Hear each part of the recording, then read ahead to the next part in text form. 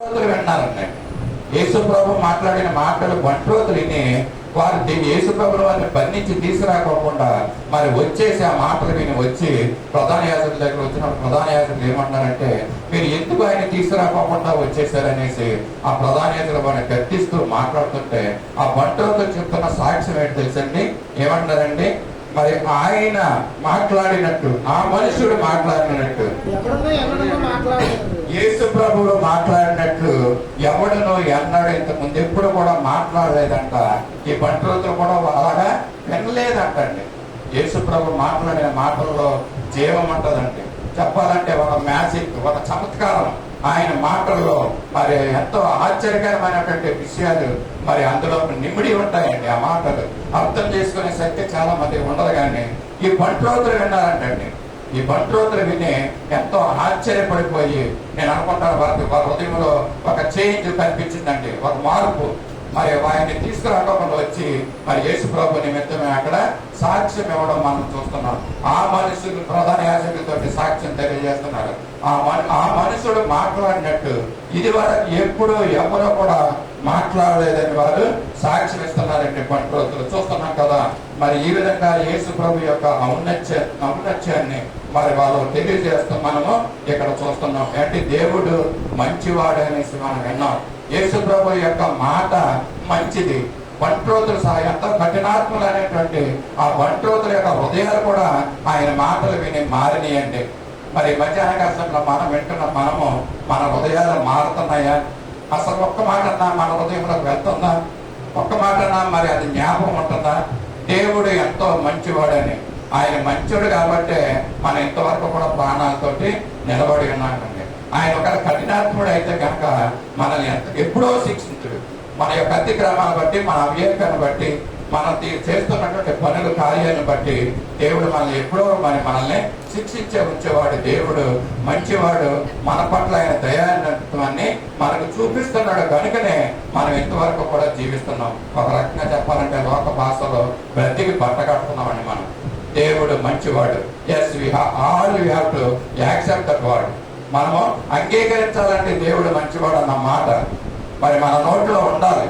మనం ఏం చేస్తామంటే మనకి ఏదైనా కష్టం వచ్చినప్పుడు అప్పుడు మనం దేవుడా దేవుడా దేవుడా అంటాం. కానీ మరి ప్రతి నిత్యము కూడా God is good all the time. దేవుడు మంచివాడు, నన్ను బ్రతికిస్తున్నాడు, నన్ను జీవింపజేస్తున్నాడు. నా దేవుడు ఏంటి, నాకు ఆహారం ఇస్తున్నాడు, నాకు ఆయుష్నిచ్చి మరి ఉద్యోగం చేసుకుంటానికి నాకు ఒక మరి ఆదరణ నాకు ఇస్తున్నాడు. దేవుణ్ణి ఎప్పుడు కూడా మనము మన హృదయాల్లో స్తుతించాలి.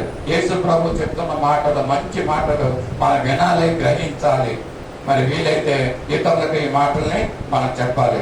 దేవుడు మంచివాడు, తండ్రి అయిన దేవుడు, కుమారుడైన యేసు క్రీస్తుల ప్రభు వారు మంచివాడు అని విన్నాం. మరి పరిశుద్ధ గ్రంథం మనం మంచివాడమో కాదో తెలియదు. మరి ఏ విధమైనటువంటి సాక్ష్యం మనకుందో తెలియదు. ఇతరులు మనల్ని ఏమంటున్నారు, మన నైబర్స్ మనకి ఏ విధంగా సాక్ష్యం ఉందో అన్ని జనుల్లో అంటే పరిశుద్ధ గ్రంథంలో మరి ఒక మంచి వ్యక్తిని ఒకరిద్దరిని మరి జ్ఞాపకం చేసుకుని మనము ముగింపులోనికి వెళ్దాం. మరి సంఖ్యాకాండం 14:24 వచనంలో మరి మంచి వ్యక్తుల్ని మనం జ్ఞాపకం చేసుకుంట మనకి ఆశీర్వాదకరం అండి. మంచి వ్యక్తులు పరిశుద్ధ గ్రంథంలో ఉన్నారు, జ్ఞాపకం చేసుకుందామా? నా సేవకుడైన కాలేబు మంచి మనసు కలిగి పూర్ణ మనసుతో నన్ను అనుసరించిన హేతువు చేత అతడు పోయిన దేశంలో అతన్ని ప్రవేశపెట్టుదను. ఇక్కడ ఏం చెప్తున్నాడంటే నా సేవకుడైన కాలేబు, దేవుడు చెప్తున్నాడండి. ఆయన యొక్క సేవకుడైనటువంటి కాలేబు ఎంత మంచివాడో. నేను పిచ్చి పెట్టినప్పుడు మామూలుగా మా మధ్యలో మాట చెప్తున్నప్పుడు మిమ్మల్ని అడిగాను ఒక ప్రశ్న. నిండు మనసుతో దేవుణ్ణి అనుసరించిన వాడు ఎవరంటే ఆయన కాలేబే. నన్ను అనదం కాలేబు, నా సేవకుడైన కాలేబు మంచి మనసు కలిగి పూర్ణ మనసుతో నన్ను అనుసరించిన హేతువు చేత. అతడు నన్ను మంచి మనసుతో పూర్ణ మనసుతో నన్ను అనుసరించాడంటాడు. ఆయన దేవుణ్ణి అనుసరించాడంట. మనం ఈ మధ్యాహ్న కాలంలో దేవుడు ఏం చెప్తున్నాడంటే కాలేబు వలె మనం కూడా నిండు మనసుతో ఆయన్ని అనుసరించాలండి. మనం ఎవరిని అనుసరిస్తున్నాం, మనం ఎవరిని పూజిస్తున్నాం, మనం ఎవరిని ఆరాధిస్తున్నాం. ఒకవేళ లోకంలో ఉన్నటువంటి విషయాల గురించి మనం ఎక్కువగా మన చెవులు అడిగేసి పెడుతున్నామేమో. అండి మన జీవితం అంతా కూడా పూర్ణ మనసుతో మరి దేవుణ్ణి మనము ఆరాధించాలి, ఆయన అనుసరించాలి. అనుసరిస్తే దేవుడి దగ్గరికి మనం దీవెనలు పొందుకుంటాం. మనం ఆయన్ని పూర్ణ మనసుతో అనుసరిస్తే మరి ఆయుష్ దేవుడు మనకు అనుగ్రహిస్తాడు, ఆరోగ్యం మనకు అనుగ్రహిస్తాడు. మరి శ్రమలో బాధల్లో నుంచి మరి ఆయా సమయాల్లో సమయానుకూలంగా దేవుడు మనల్ని వాటి నుంచి విడిపిస్తాడు. కాలేబు వలె దేవుణ్ణి మనము అనుసరించాలని మధ్యాహ్న కాలంలో దేవుడు తెలియజేస్తున్నాడు. నిండు మనసుతో మరి పూర్ణ మనసుతో అనుసరించిన మంచి మనసు కలిగి